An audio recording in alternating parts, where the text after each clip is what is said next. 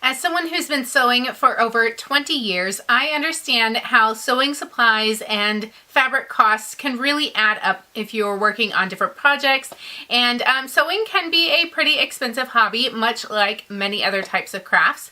But today I want to share my top 5 tips for how you can get sewing supplies really cheap and even free. If you don't know me already, I am Whitney. I post videos here on YouTube as Whitney Sews. For the past 14 years, I have been on YouTube sharing project-based tutorials as well as general tips and information like I'm sharing in this video today. My very first tip is make it known among your family and friends that you want their old supplies. Now you may be thinking, well, I don't have any friends or family that sew. You have to think a bit outside the box. You can share on Facebook, Instagram, or just in day-to-day life with your family and friends how you made different projects. Maybe you made a tote bag and you can share, look, I made this tote bag. I used a pair of upcycled jeans.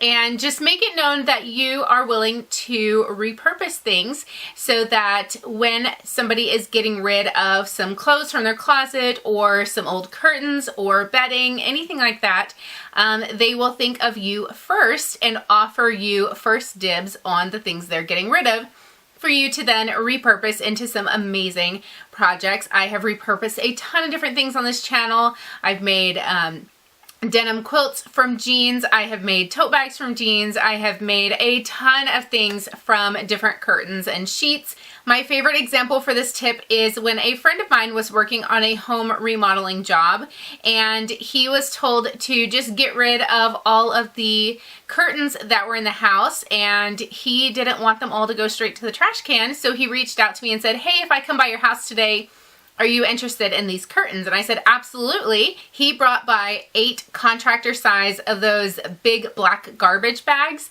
full of curtains. It was probably at least 75 yards worth of fabric by the time it's all taken apart.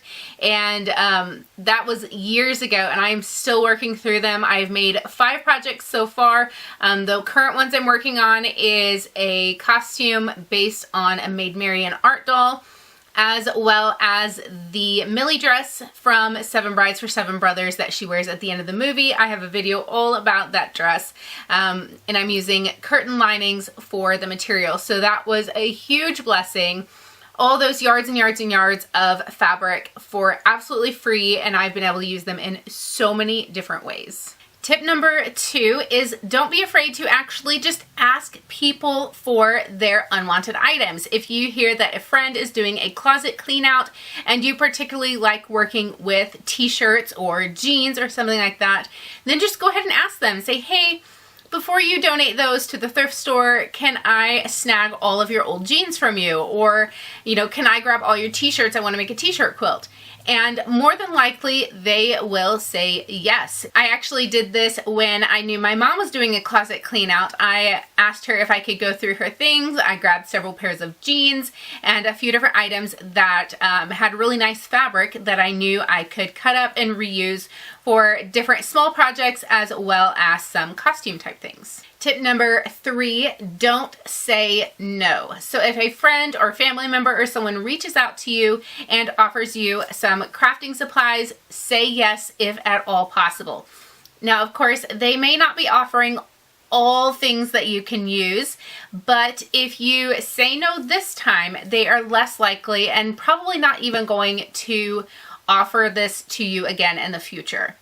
So take what you can get, and then you can redisperse the parts that you don't want. This happened to me about a year ago. I had a friend whose great aunt had passed away, and my friend offered me her great aunt's old craft supplies. And I said, absolutely, I will take them. And now there were several things that I just couldn't use, wouldn't use. There was a lot of yarn, and I don't really use that much yarn, but I gladly kept all of the sewing supplies, and then I passed all of the yarn along to a friend of mine who does a lot of crocheting, so it worked out perfectly for all of us.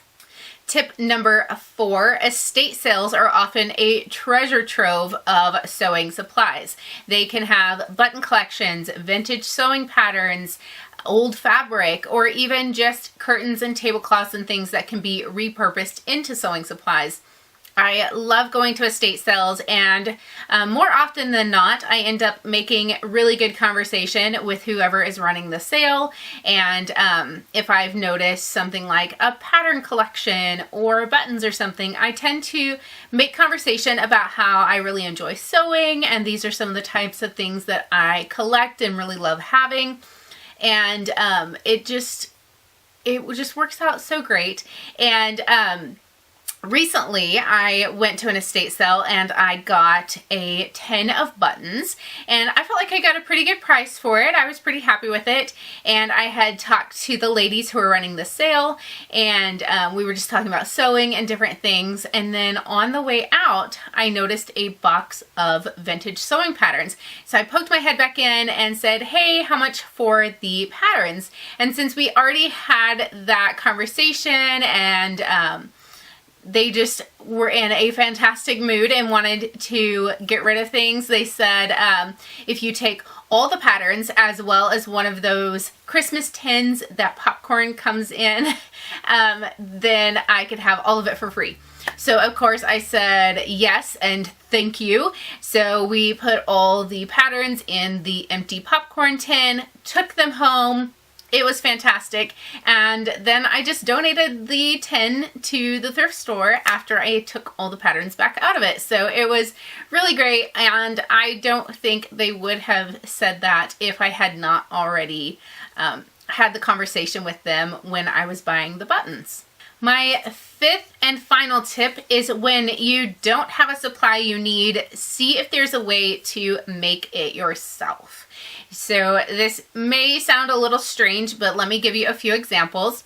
A year or so ago, I was needing to make a bag for my youngest daughter, and I really didn't have a nice chunk of fabric that I wanted to use for the whole bag, nothing that really felt right for this bag design. So instead of going out and buying a new fabric, I looked through all my scraps. So the little pieces that I had that really aren't big enough for that much, but I was able to use my AccuQuilt and cut out 2 or 2.5 inch squares, I forget the exact size, out of all those little scraps that weren't going to be used for anything else. And then I sewed all those squares together and made a completely new fabric that is just so adorable, and it's like a little I Spy game almost, because there's just so many little pictures and things, and it just turned out to be a really, really cute, fun bag.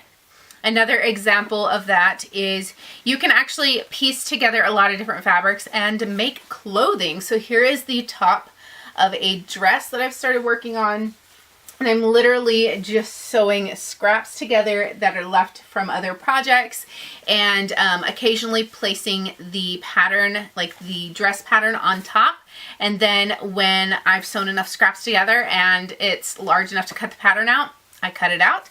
And I think it's going to be a really fun, unique dress when I get around to finishing it. And I wouldn't have had enough of any of these fabrics to make a whole dress out of without piecing them all together. A few other examples are, one time I was making a backpack and I did not have enough sew-in foam for the last piece. So instead of going out and buying a package of foam, I cut out a piece from an old sheet and drew on the size that I needed this piece of foam to be, and I just took my foam scraps, laid them all on there, pinned them on, and just kind of zigzag stitched them all together until I had a piece that was large enough for the backpack. And once it is completely sewn into the bag, nobody will know. It works perfectly, and I saved quite a bit of money by not running to the store and buying foam at full price when I had enough scraps to piece it together anyway. A few other things are, I've heard of people making hook and eyes out of wire, and I've actually heard they are better than store-bought.